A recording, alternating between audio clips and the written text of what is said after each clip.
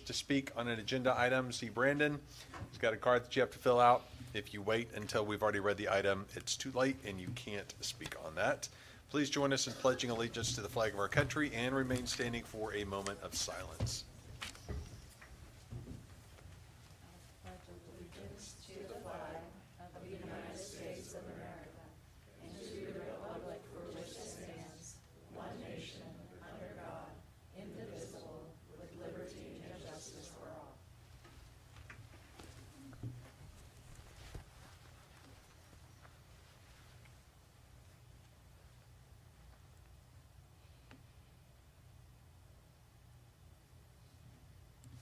Thank you all.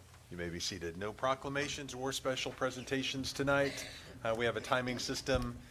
You have 5 minutes to speak on an agenda item. If it's green, you have plenty of time. If it's yellow, you have 30 seconds left. If it's red, you have to wrap it up and be done. Please keep the podium area, railings, and aisles free from recording devices and tripods. Recording equipment and accessories, including tripods, must be set up in the media center.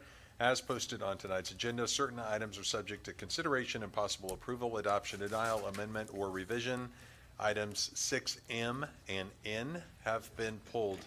I call this meeting to order. Please call the roll. Counselor Dutton? Here. Counselor Bellis? Here. Counselor Gilbert? Here. Counselor Dr. Wright? Here. Counselor Lakin? Here. 1, receipt and filing of minutes. A, B, C, and D relate to minutes held on September the 10th or the 17th at 4 or 5 o'clock. Do we have any speakers? We have no speakers for item 1. Any council discussion? Move to approve items 1A through D. Second. Please call the roll. Counselor Dutton? Yes. Counselor Bellis? Yes. Counselor Gilbert? Yes. Counselor Dr. Wright? Yes. Counselor Lakin? Yes, 1A through D are approved. 2 appointments and reappointments. Larissa McNeil, reappointment to the Greater Tulsa African American Affairs Commission. Term expires May 1st, 2027. Mr. Huffines, come on up.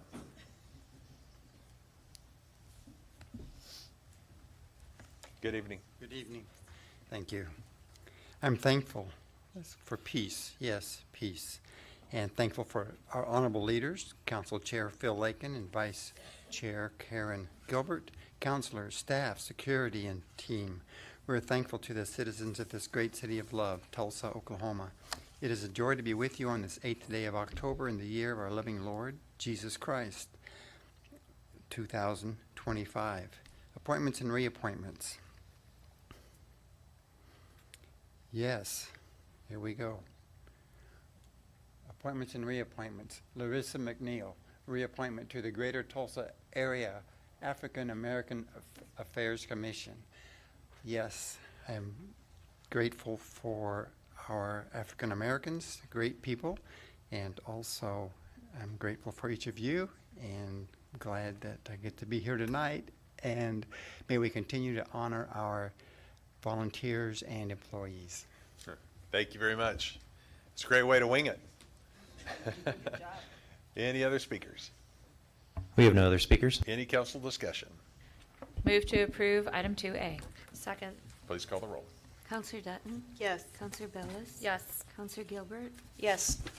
Counselor Dr. Wright? Yes. Counselor Lakin? Yes, item 2A is approved. Is Larissa here? Okay. Thank you very much for your service. 3, public hearings. A, public hearing to receive comments from citizens regarding the proposed closing of a certain portion of a vertical airspace located at 711 South Boulder Avenue. Is there a motion to enter public hearings? Move to enter public hearings. Second. Please call the roll. Counselor Dutton? Yes. Counselor Bellis? Yes. Counselor Gilbert? Yes. Counselor Dr. Wright? Yes. Counselor Lakin? Yes. Do we have any speakers? We have no speakers. Okay, without objection, we will exit public hearings. B, public hearing to receive comments from citizens regarding the proposed closing of a portion of a certain public way located in the vicinity of East 85th Street South and South Yale Avenue. Motion to enter public hearings? Move to enter public hearings. Second. Please call the roll. Counselor Dutton? Yes. Counselor Bellis? Yes. Counselor Gilbert? Yes. Counselor Dr. Wright? Yes. Counselor Lakin? Yes. Do we have any speakers? We have no speakers. Okay, without objection, we will exit public hearing. C, public hearing for the purpose of giving members of the public an opportunity to be heard prior to any vote on the proposed Southern Villa District Economic Development Project Plan. Is there a motion to enter public hearings? Move to enter public hearings. Please call the roll. Yep, second. Second. Please call the roll. I'll speed up. Counselor Dutton? Yes. Counselor Bellis? Yes. Counselor Gilbert? Yes. Counselor Dr. Wright? Yes. Counselor Lakin? Yes. We have any speakers? We have no speakers.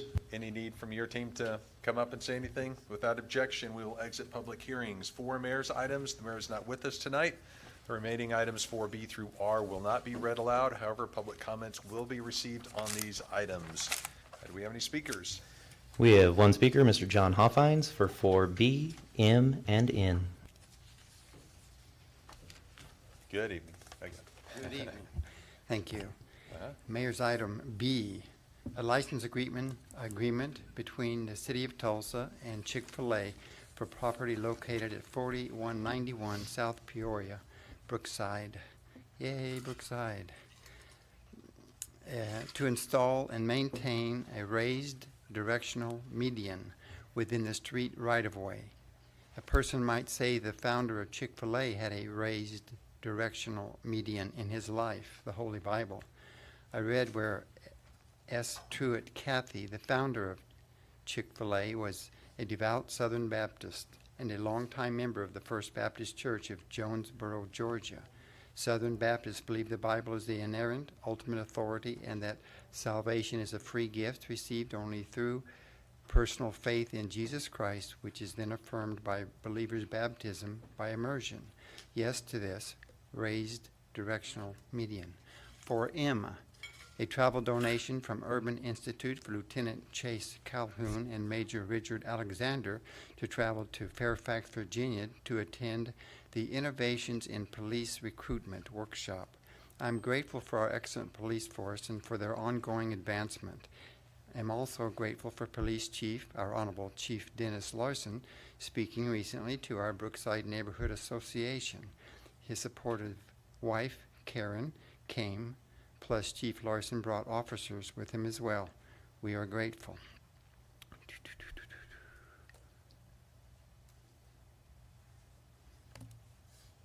For N, a special event application, Montecasino Oktoberfest Fun Run, scheduled for October 10th, 2025, starting at 2200 South Yorktown Avenue. Yes to this Tulsa school where God's Word, the Scriptures, are understood to be sacred. This Montecasino school is a Catholic Benedictine school where teachings of Jesus are honored and get put into practice. A key component of a Benedictine school is a love of Christ and neighbor as a response to God's love for humankind, a love expressed in the free gift of his beloved Son, Christ Jesus. Students at Montecasino develop socially and morally. Their desire is that in all things God be glorified. It is easy to support this fun run sponsored by one of Tulsa's fine schools, Montecasino, where God's Word, the Scriptures, are understood to be sacred. Also, Benedictine education includes stability, prayer, and humility. Thank you, counselors.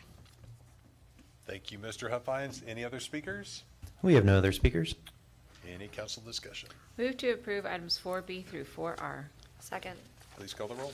Counselor Dutton? Yes. Counselor Bellis? Yes. Counselor Gilbert? Yes. Counselor Dr. Wright? Yes. Counselor Lakin? Yes, 4B through R are approved. 5 authorities, boards, and commissions. Monthly status report from the Sales Tax Overview Committee. Mr. Grizzle, come on up. Thanks for being here tonight.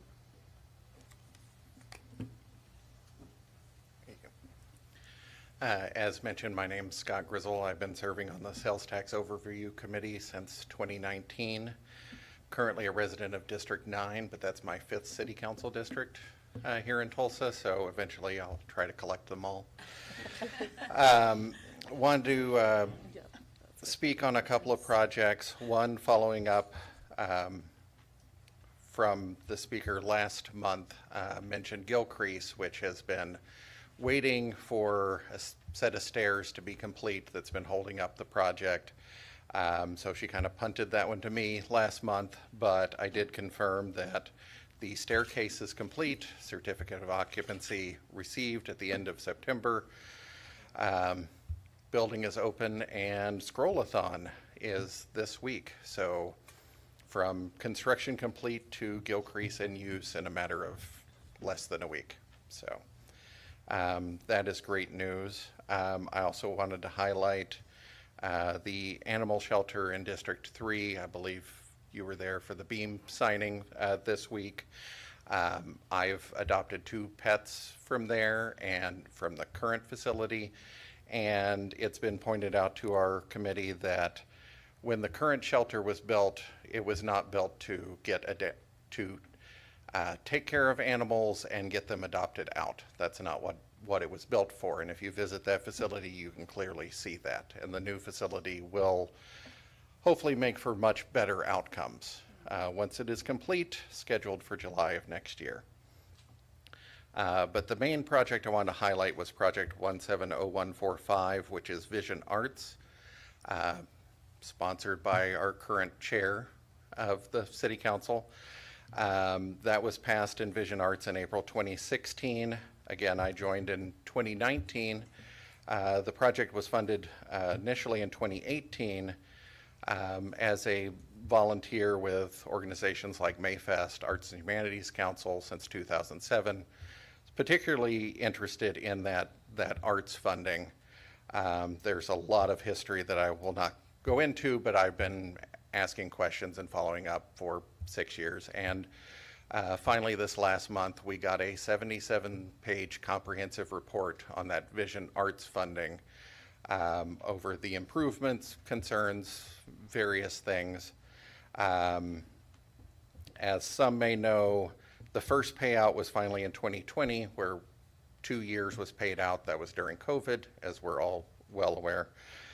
So that money was to help arts organizations make it through a pandemic. There were 3 more rounds after that. This program pays out $150,000 a year to arts organizations, large and small. That was under a review panel with members of Arts Alliance Tulsa and Arts and Humanities Council. Well, one of those organizations no longer exist. And so last year, the City Council adopted a new process with a much wider group of people. That first round was last year, and the next round is opening up here shortly with a new review panel. We've had a lot of questions from committee members about who gets funded, who doesn't get funded. There are hundreds of arts organizations in the city. We've paid out to about 73, some one time, some every year. So there have been a lot of improvements. This is probably the first year that they will have as much historical data to be able to analyze, to look at those sorts of things. The review committee has also has training sessions for arts organizations to learn how to apply for those grants. We were told that the most common reason that some groups don't get funded is they don't understand the grant writing process. They don't know what to ask for. They're not asking for the right thing. So I think it's an important program that could be spread wider across the city. And we think it's on the right track to be able to do that until, I believe, 2033 is the last year. So there's plenty more money to go around. So, and next month, Ashley will be here, Ashley Webb, fresh out of Oktoberfest, to give a report. He wants to talk about the road to Gilcrease, the literal road, not the philosophical one. So, We should have had you here a lot earlier. That staircase would have been done. Yep, next time, we'll Yeah. remember that. Yep, exactly. Thank you very much. thank you. Appreciate it. Any speakers on the STOC report? We have one speaker, Mr. John Hoffines for 5A.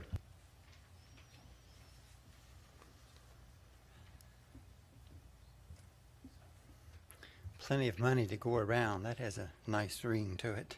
Authorities, boards, and commissions. A, am grateful for the unity and harmony the Sales Tax Overview Committee operates in order to produce this report. Under Parks, yes. Under Parks, we have seen backup documentation about public zoo improvements. An easy to imagine major improvement for our public zoo is an exhibit building and a chapel with a tall steeple with a cross reaching heavenward, acknowledging nature's and our Creator, God, the Father of our Lord Jesus Christ. This is a great step forward for our advancing, innovative, twin-setting community, Tulsa, Oklahoma. And thank you, counselors, for always doing your best to help Tulsa be her best. Thank you, family. Thank you. B, rezoning application PUD 727A, abandoning the portion of the same, well, a near same PUD for multiple lots on the northwest corner of North Martin Luther King Boulevard and East Latimer Place. C, rezoning application Z7823 from RS2 to CG for property located north of the northwest corner of East 11th Street South and South 129th East Avenue. D, rezoning application 7830 from HE to RS4 for property located north and west of the northwest corner of East 11th Street and South 145th East Avenue. And E, rezoning application for RS3 to AGR for property located east of the southeast corner of East 56th Street North and North Lewis Avenue. Do we have any speakers? We have 2 speakers for 5B and 5 speakers for 5D. Okay, bring them on up. All right, 5B, Mr. James Alexander Jr.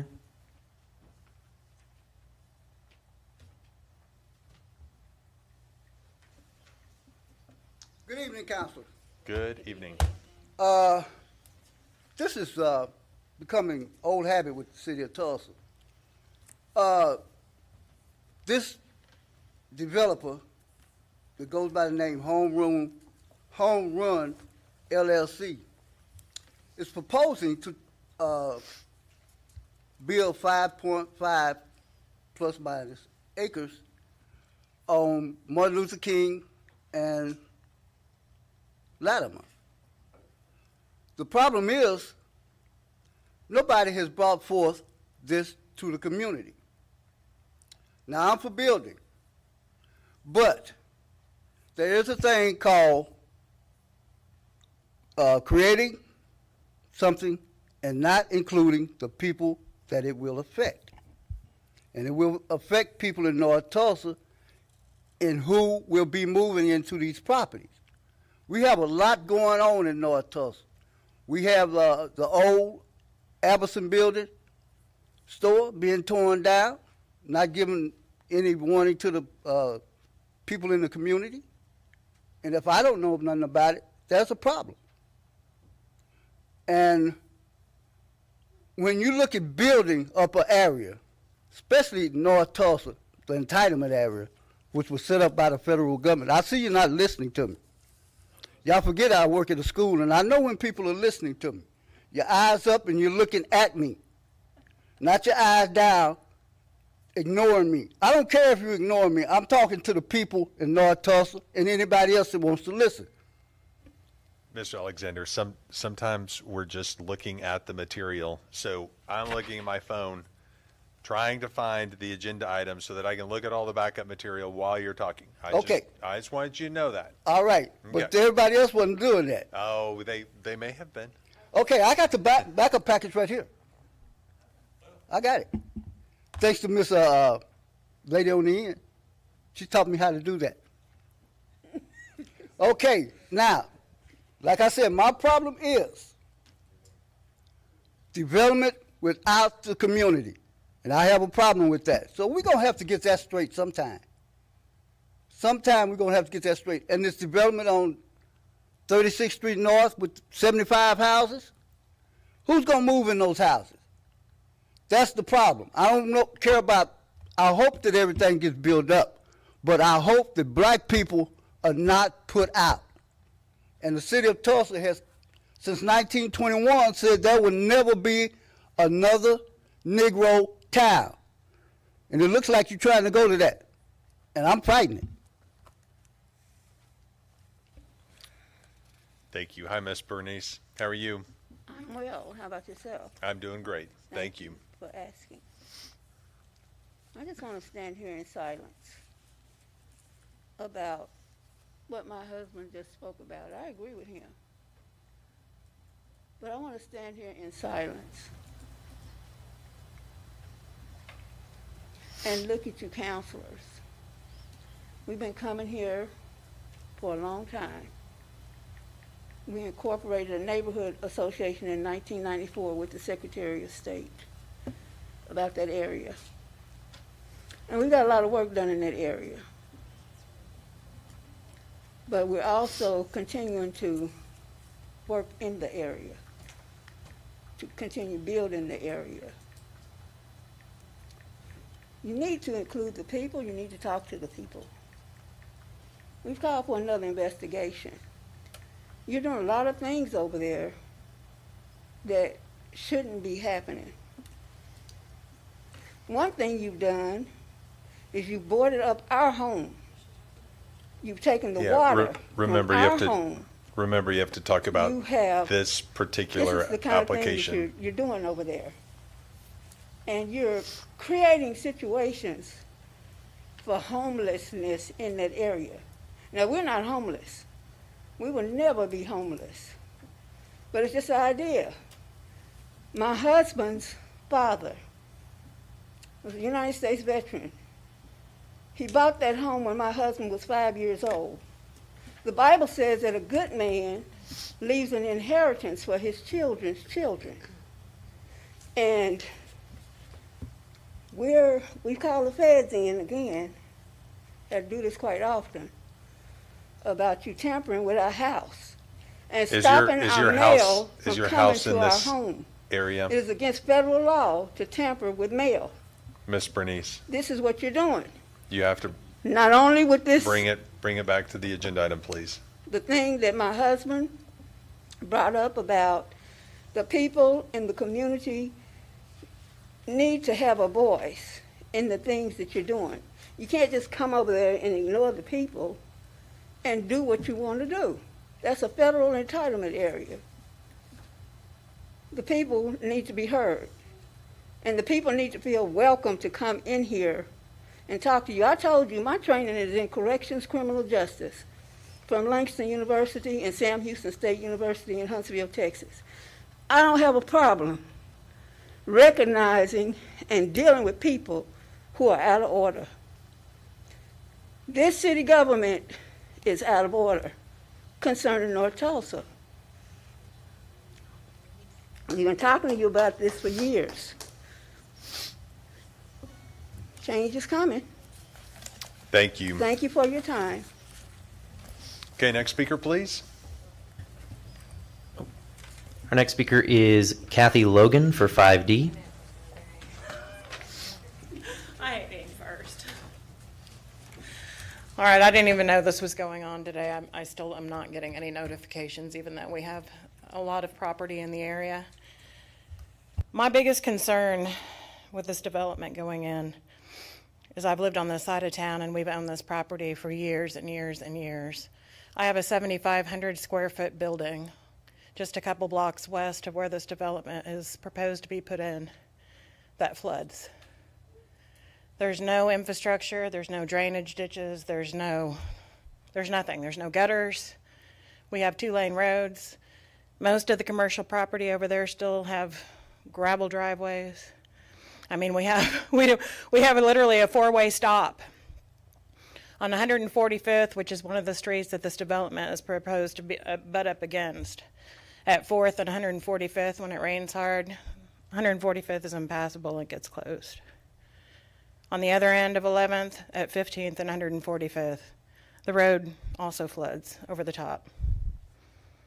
So not only do we have this that they propose, I think we're up to 292 homes here, but we have tons of development just to the south of us and like the edge of Broken Arrow. Same type of homes on, as many as you can possibly squeeze on 1 acre of land. And because the infrastructure in the east part of town, even in Broken Arrow in that area, has just not caught up with the development, I mean, we just have massive amounts of traffic down 145th to a 4-way stop. We have 2 ways out of our neighborhood.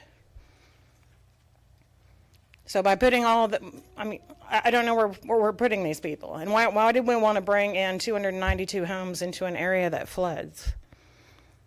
Not only do I have that commercial piece of property at 13121 and 13123 and 13125, I have 7.5 acres behind there. I mean, not only does that flood, but my home, which is just east of 145th off of 13th, I literally have ankle-deep water. And I think you guys have pictures that one of the neighbors has submitted of stuff in our neighborhood. I mean, literally, that whole area of town is just underwater. And to add another development, which I think also the Robsons, I believe, are putting in the development just east of 161st, which is going to be another same similar situation. So I don't know where all this traffic is going, and I don't know where all this water is going. But I'm pretty tired of spending hundreds of dollars every month on my water bill for water runoff, whatever they call it, stormwater runoff, and all the stormwater runs in my building. So I have a completely useless commercial building because the city hasn't done infrastructure, but we're going to allow a whole neighborhood to get put in and dump more water in our area. It just doesn't make sense to me. Have any of you guys personally been out and looked at the area to see? And then it looks like, you know, the way that the zoning is done, all the houses over there, even though they say this is great, this is a normal thing to abut up to what the zoning is, all the houses over there are on half-acre lots. Nobody over there is 6 houses to a lot, elbow to elbow, with no room to move. It just doesn't make sense. I mean, I'm all about bringing some stuff out into the east side, trust me, because I've lived there my whole life, and we have like nothing out there. But bringing in more houses, I mean, where's everybody going to the store? There's no stores out there. I mean, there's nothing out there. It doesn't make sense to come populate an area and we have we don't have traffic signals. I mean, water, even at 11th and 145th, when it rains hard, water rushes over 11th and 145th in a stream, like a river. And I just don't get that you guys make these decisions, but nobody comes out there and actually looks at what we're dealing with. And it's disheartening.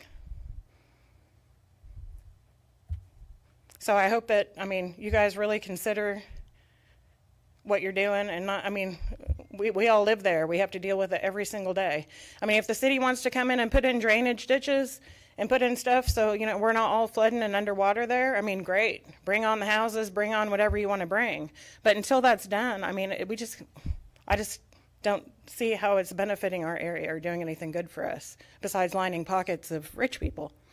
And it's sickening. That's all. Thank you. Next speaker, please. Our next speaker is Kaylin Burkhart.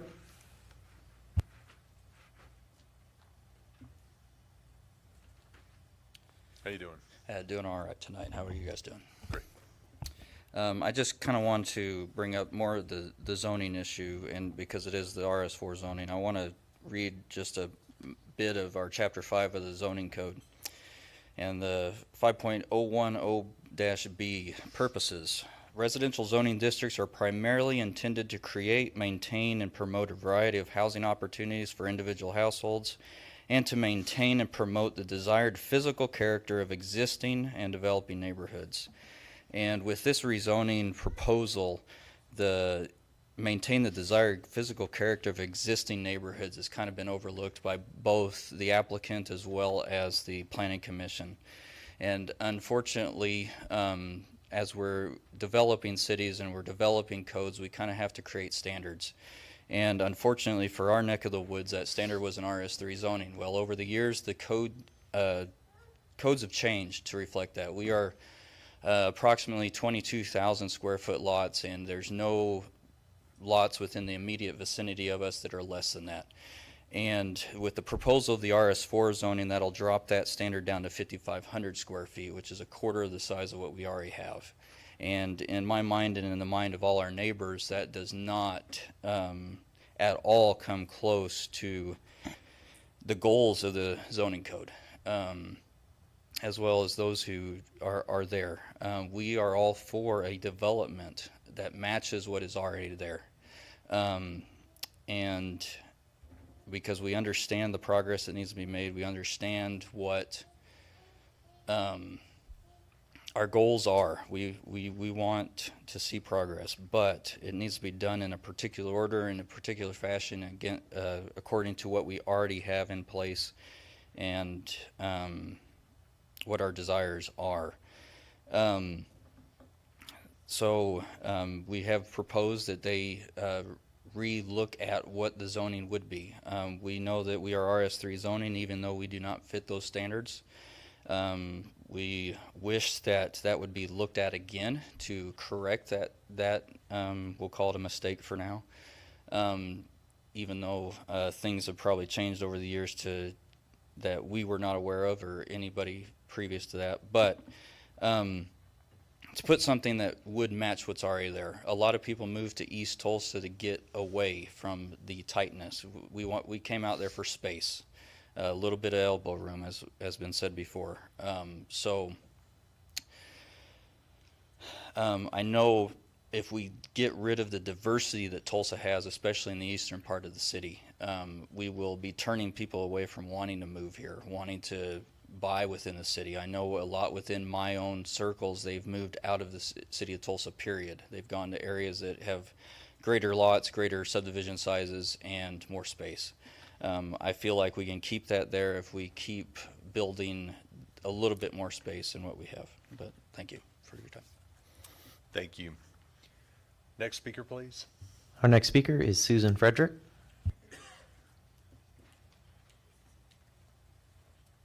Good evening.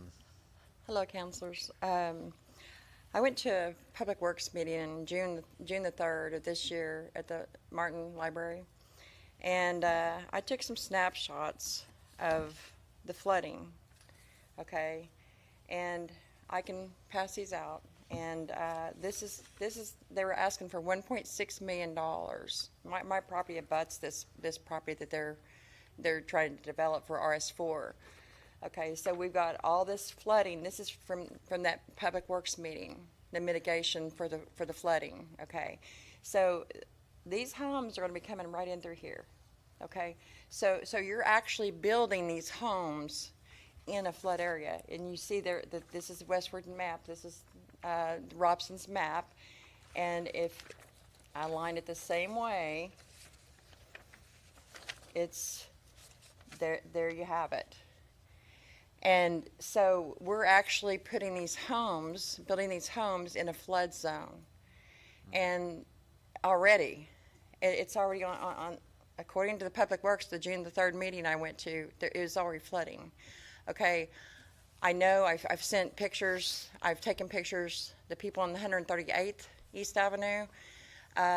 This year, since they did the work on the creek, Public Works did the work on the creek, they cannot even pass on the south side. They couldn't get out. They were blocked in because Cooley Creek runs right through there.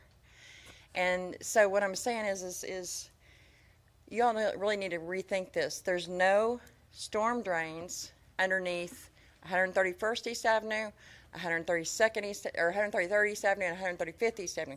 Under the street. That's the streets that require the traffic, and that's supposed to be where the storm drains are. We're paying all this storm drainage on our utility bills as it stands now, infrastructure, whatever. And where's this money going? I've lived in my house for nearly 40 years. And the thing of it is this is, I mean, Connie Dotson, she come back there and try to smooth things over when she was in office. She wrote me a text message saying, if they have more than an acre, I'm starting a council-initiated rezoning process to allow most residential properties east of 129th East Avenue to rezone as AGR. This allows any current owners the opportunity to maintain agricultural opportunities on property of an acre or more, and will allow them to fix their rezoning issues created with the annexation. Annexation is the problem. If you'll go back to the 1966 annexation, I believe it was 16,000 something acres that they did at that time. But anyway, it says issues created with the annexation without cost to them. Your situation brought the problem to my attention and is providing an opportunity for me to offer this corrective option. Unfortunately, it doesn't fix what you went through, and I'm sorry for that. Well, see, I got pulled in as RS3 too, and I have 5+ acres, and according to state statutes, that should have never happened. Anything should have been left as ag. 5 acres should have never been pulled in the first place. Mrs. Carmichael's property next to me on 129th, that's 10 acres. It should have never been pulled in as RS3 either. So what you're seeing on that map out there, RS3, You're saying, oh, it's RS3. Okay, then RS4 is not that big of a deal. No, it is a big deal because it's not supposed to be RS3, period. It was, like the gentleman said previously, it was a mistake. But we need to redress the annexation issues that arrived from that, and we need storm drains underneath all these streets. These streets, 131st East Avenue, 130th East Avenue, go out there and drive through there. I mean, like the other lady said, Cooley Creek is a big problem. I have it here. This is a map from the meeting I went to. Y'all need to fix the infrastructure first. I don't have a problem with the houses going in, but it's not compatible to the area. Those are all half acre, 5 acres, or 1 acre, 5 acres, 20 acres. There's one place that has 20 acres. Like I said, it's not right for them to, I mean, but we've been left behind for so many years. And I noticed earlier on the deal that they're doing the Old Settlers Hill, they're doing work over further down 11th Street. I mean, all this stuff, and they're bringing sewer to that. We're still on septic. People don't understand that. Thank you. Next speaker, please. Our next speaker is Kevin Mavers.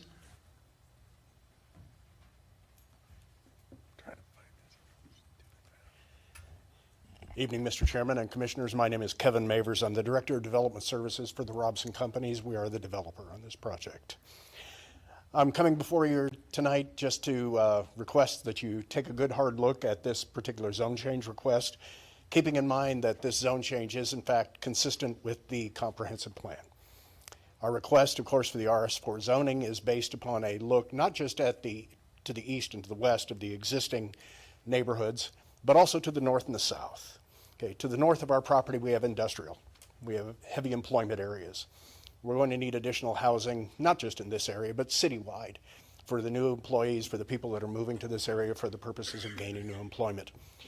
The second thing we had to look at, of course, was immediately to the south, along 11th Street, which is a commercial corridor. We're going to have new businesses and other things going up there. This development is designed to be able to provide housing and accommodations at a couple of different price points that will allow for the people that live and work in the area, well, the people that will be working in the area to actually live in the area, that will allow them to enjoy the city of Tulsa, that will keep the sales tax, the property tax, and everything in the city of Tulsa and working. Many of the complaints that you've heard tonight and the concerns are exceedingly valid. What wasn't mentioned is that we, as a developer, we've reached out to this community not once but twice. We've had 2 meetings with the neighborhood. We listened to them greatly, and we actually were able to hand out the layouts. Okay, we want to go ahead and pass out, listening to their concerns. Okay, keep in mind that what was in your packet is a conceptual plan. Okay, this is a revised conceptual plan that we have in front of you tonight. It reduces the total number of lots from 290 something down to 280. Which on 80 acres gives us a net density of 3.5 units to the acre, which is, yes, more than the half-acre developments to the south and to the southeast, okay, but is not a significant increase. We have tremendous amounts of open space. We're providing for the drainage.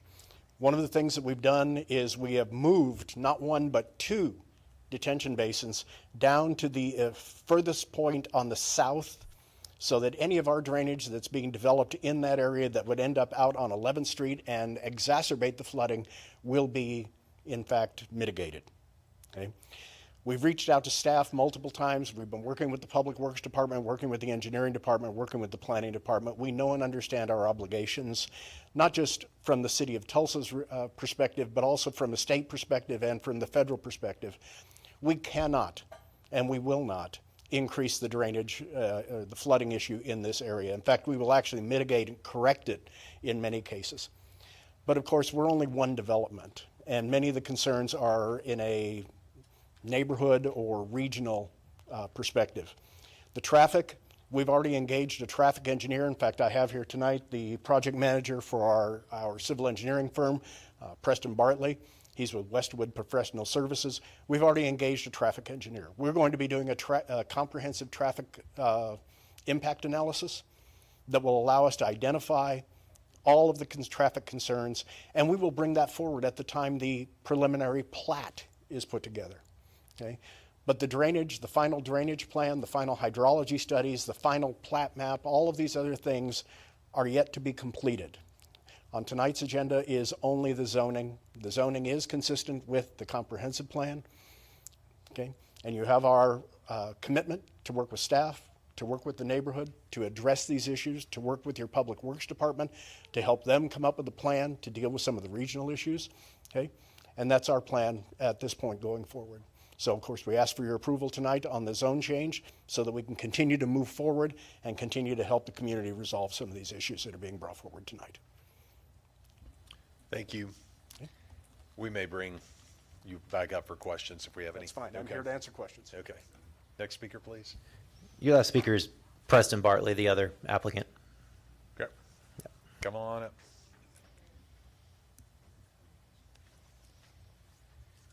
Good evening, Council. Preston Bartley with Westwood Professional Services. Kevin just gave me a good introduction there, so happy to answer any questions when we get into discussion about any of the technical items regarding drainage or traffic and some of the concerns that the residents have expressed.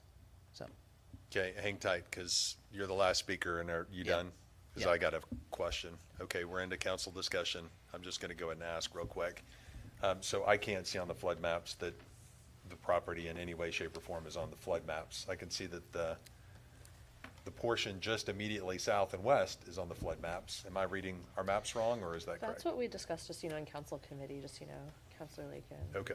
yeah, so the property is not affected by FEMA floodplain. It is Yep. affected by City of Tulsa regulatory floodplain. Okay. So there is Tulsa floodplain in the northeast corner of the site. Yep. And so you can see kind of where we have one of our detention ponds there, and that property is not lotted out because we're not encroaching on that floodplain. Okay, but all the FEMA stuff is. The FEMA stuff is just down there immediately by south and west. 11th, yeah, the crossing at 11th Yep. in that drainage channel. Okay. Other questions? Mm-hmm. So this handout that we just received are the concessions. The detention at Route 66 on the backup documents is several lots, and so that's a change. I just want to make sure we're voting on. Yeah, what we had, just to add, what we had originally seen had detention only in, The north. like, the northeast corner, and this one So- looks like it has detention ponds on the west and then south Well, the west corners. one was there. Oh, was it? Okay, Yeah, I on the didn't backup see it. documents, the whole northern border has 2 detention ponds. But Jack, do you see what we're looking at here? So are we voting on this that has this detention to the south side Well, now? we're just voting on the zoning, right? Yeah, Not the- you're not voting on the conceptual plan. You're only voting on the zoning designation. Right, but what was just put in front of us is like the concession. Well, just what they're saying they would do. Well, So, it's a concept. Nothing's written in stone. Concepts of a and plan. concepts of it. I guess what I'm asking is like, is there a way in the motion to make sure that this concession is included? I think short of an optional development plan that's very specific, I don't think so. Okay. Yeah, and we just lost quorum for the meeting. No, well, yeah. But we'll just I think we're just taking a We're still in comfort break. discussion, a though. pause. Yeah. Okay. We have to pause. Do we need to like do a vote and a motion? Oh. You broke quorum, Chairman. Yeah, you really, I thought it was gonna be. And me. we're back. So, no, the answer is no, I can't do that. If I may I kind of speak to the revised conceptual plan that we presented? So after a couple of discussions with the residents and some more of the site investigation that we did, like actually on the ground, we noticed that originally when we were in the initial conceptual phase, we were thinking we could take everything to the north. We noticed the the flooding that's happening at that intersection at the 11th. And so we think bringing some detention to that area will help actually mitigate that further downstream and try to help protect some of those residents. So that's why and it adds also a nice feature for the entry of the development. So it seems like it could be a win-win there. The other major concession, if you'll notice from the first plan that was in the original zoning and the one you have in front of you tonight, we flipped the lots around. So originally we had the smaller lots, which I believe are 55-foot wide products, kind of mixed and bordered some of the residents. We flipped that around to where the 60-foot wide lots are bordering the residents, and then the 55-foot lots are mostly on the north side that are adjacent to the floodplain and the industrial.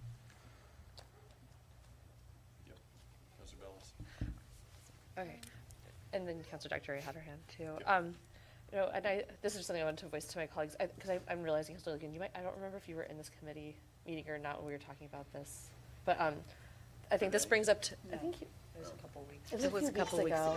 I think now I don't remember, but I think this, to me, especially hearing people's concerns, brings up that thing again about what we're voting on here is, okay, overall appropriate land use, and that issues related to flood mitigation, which I'm really glad there are such thoughtful considerations that you all have accounted for here, like issues that happen once people get into permitting processes and move forward. So I just do want to clarify, including to people, that I understand those, and these come up with zoning cases quite often. We hear people express concerns about flooding, and I think that is part of that community education piece too, of when we're voting on zoning, it's okay, for that whole area is this appropriate land use, and then people do have to legally address flooding issues throughout the permitting process as they move forward with a project. So there is, just so folks know, this isn't like the last stop on whatever happens to this land's journey.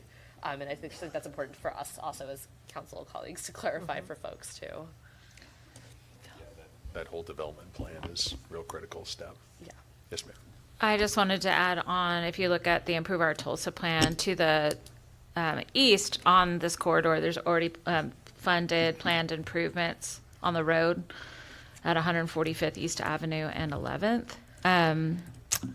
Councilor Dutton, I was going to ask, at this 138th and 11th is where water's collecting. Is that, it's to the west, 138th over to 132nd? Is that where that's happening? So I was out there that last heavy rainfall that we had to assess the situation, the neighborhood, all the way actually from 129th to 145th. Mm-hmm. And I took several photographs, and that was that weekend that we had flood warnings and whatnot. And I did not witness any flooding in those areas. And on 11th and 145th, I did not see any flooding except over by the AEP PSO facility. They have excellent drainage, but there's also some development going on just to the south of that particular commercial property that did experience some flooding, but I didn't find any on the street whatsoever. And I drove through the neighborhoods and took several photographs. So Okay, and then on the Improve Our Tulsa interactive map at 145th and 11th is planned improvements. It looks like it's to start in 2027. So that probably correlates or coordinates here. And I don't know if there's FEMA improvements happening in that corridor or not, but I think when we talked about it in committee, if you're looking at the map we're looking at, most of that stuff is to the west of where this development is planned to go in. And I do appreciate this concession. You know, that's why we have these community meetings and the back and forth to find how we get to something that everyone can be comfortable with, rather than just don't change anything. Did want to speak to the gentleman who said, where will we shop and those things. So rooftops bring retail. And I think a lot of people don't understand that. Like we have to have the rooftops to then, and I'm looking at our economic development director and others that we talk to. Obviously, I represent District 7, a major retail corridor, but we have a lot of rooftops. And so when we talk to District 3 and 6 and 1 and 2, and they say, how do we get the retailers in our community. We have to have the housing there first, and that's even just for basic services like grocery stores and things. So there's been an ongoing discussion about how do we solve our food deserts? Why can't we get grocery stores in more places north of 15th Street across the city? And it comes down to rooftops. That's how that works. Grocery stores specifically run on very thin margins, so they have to go on volume. And then obviously you get a grocery store anchor, now you've got those other stores that are all of a sudden in a little corner complex. So I hate to say build it and they will come, but that's kind of how this works in this space. The other thing I will say is once you start building this out and you start platting things, that's where the city can get easements to then do the road improvements. Otherwise, we're spending tax dollars to acquire easements to do roads. So when the developers are coming in, that's when those negotiations are made. And then I did just want to reiterate that this is not the end, this is the beginning. As we go through process, there's inspections, there's all kinds of things, but legally, any developers are not allowed to throw more water onto existing spaces. They have to do the mitigation and detention, and you see that already kind of built in here, but even as they go, if conditions change or something, you know, there's always steps along the way. So I just wanted to mention those things. I know there's improvements on 145th East Avenue, north to south planned over the next 10 to 20 years in terms of infrastructure. Well, I represent a part of town that's taken 5,000 new units in the last 10 years, and we're building out. We're widening, but people have to wait. That's how. It would be nice. I mean, Councilor Bingle and I talk all the time about, like, do we widen first, then put all the homes? That's not how we do it in Tulsa. That's a whole other policy discussion we could have, but that's how we do it here because of the easement acquisition. Otherwise, we're spending $60 million to get a mile of easement acquisition to do improvements. So I think I feel confident, comfortable hearing what I heard here about for this development. The water has a plan, a thoughtful plan, and it looks like an even additional, I know it's not in a PUD, but this that we received tonight has additional on top of what we looked at a couple weeks ago. Yeah, I'd like to bring up Ms. Miller to talk about the prerequisites for development and the requirements that have to happen and take place when it comes to flooding mitigation, sewer.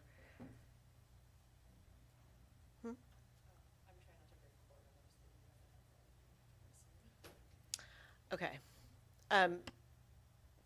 Okay, well, I can. Sorry, I'm just saying to my colleagues, we have a tenuous quorum and I'm going to have to go soon. I'm so sorry if we. Do you have until 6:15, you think? 10? 6:10. That's my Come on up, compromise. If you can Susan, just give and- us a brief Speak quickly. overview of the mandatory requirements for development, sewer, water. So really high level, this is before they can do anything. Of course, the zoning has to be in place. Their next step, and I'm not sure where they are in this process, will be to submit a preliminary plat. At that point, all the departments that have to do with infrastructure are part of the discussion, and there's a big set of conditions. Every department, water, sewer, stormwater, traffic, roads, so it'll be comprehensively looked at in the preliminary plat process. And I'm guessing that once the zoning's in place, or at least close, they'll probably start working on that. So it's just not at this step, but it's the next one. Thank you. Okay. Anything else? I did want to comment, and I'll make it brief, Councilor Ballas, I promise. So I want to thank the neighborhood for coming in and speaking, as well as the developer. And I want to address just a few of the concerns. I personally did go and drive through the neighborhood and the area after the big rain. I took several photos, and I can appreciate everybody's concern. I also this isn't going to infringe on people's properties. Everybody's going to get to keep their lot size and maintain their properties, as are the development itself. According to the map, I know I'd heard that there was only one way in the neighborhood and one way out due to emergency vehicles clogging the ability for people to get in to the neighborhood. And this particular conceptual offers 4 ways in and out of the neighborhood, which will mitigate if you cannot get down your street because an emergency or 2 vehicle is blocking, you can go through and get back through. And so I see this as a win-win in that infrastructure definitely follows the tax revenue. And really, that's all I want to say is that, Would you like to offer a motion? yes, I make a motion to approve. You want to do 5B through E? Yes, yes. Thank you. You got to say it. You should say the whole Yeah, motion. 5B through E. Thank you. Second. Yes. Thank you. All right, we have a motion and a second. Please call the roll. Counselor Dutton? Yes. Counselor Bellis? Yes. Counselor Gilbert? Yes. Counselor Dr. Wright? Yes. Counselor Lakin? Yes, 5B through E are approved. 6, first reading. The following items in this section of the agenda will not be read aloud, and without objection, items 6A through R, with the exceptions of 6M, N, and Q, will be forwarded to the next council meeting for action. Item 7A, ordinance approving and adopting the Southern Villa District Economic Development Plan pursuant to Oklahoma Local Development Act, identifying and establishing 3 new ad valorem and sales tax increment districts, and other matters related to that. B, rezoning ordinance Z7827 from RS3 to RS5, north of the northeast corner of 48th Street North and North Iroquois. C, rezoning ordinance RS3 to 5 for activity east of the southeast corner of East 81st and South Evanston. D, ordinance closing a certain utility easement at 3720 South Memorial. And E, an ordinance amending the fiscal year 26 budget to transfer unencumbered and unexpended appropriation balances of $636,295.71. And there's a $1.927 million transfer as well, all related to stormwater capital projects. Do we have any speakers on these items? We have no speakers. Any council discussion? Move to approve items 7A through E. Second. Please call the roll. Counselor Dutton? Yes. Counselor Bellis? Yes. Counselor Gilbert? Yes. Counselor Dr. Wright? Yes. Counselor Lakin? Yes, items 7A through E are approved. 8 council items. Any announcements? B, proposed District 7 2021 Capital Improvement Sales Tax Community Development Priority Project for sidewalks on Mingo, generally around 82nd to 85th, in the amount of $500,000. Do we have any speakers? Do you want to say anything? Any? Oh, I wasn't sure if Brandon heard you. Any speakers? We have no speakers. Okay. I would just like to thank the support of the council on using these community development dollars for building out this east side of the sidewalk. It'll create connectivity all the way down South Mingo Road from 21st Street to 101st Street. And so I think it'll be a great enhancement, not only for District 7, but beyond for the whole corridor. So I would like to move approval of item 8B. Second. Please call the roll. Counselor Dutton? Yes. Counselor Bellis? Yes. Counselor Gilbert? Yes. Counselor Dr. Wright? Yes. Counselor Lakin? Yes, item 8B is approved. There's no more business before the council. We are adjourned.